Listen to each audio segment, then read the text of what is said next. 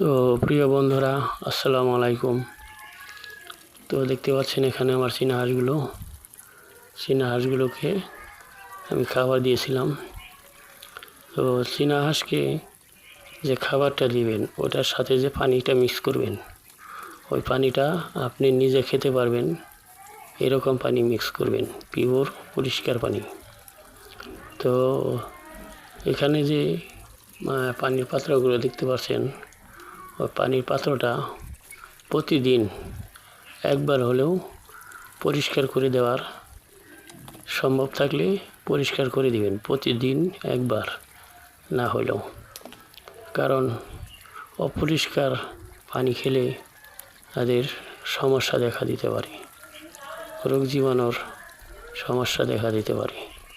তো অবশ্যই আপনি যে পানিটা খাবেন ওই রকম পানি ওকে দেওয়ার চেষ্টা করবেন। তো ভালো থাকবেন সবাই আমার হাঁসটির জন্য।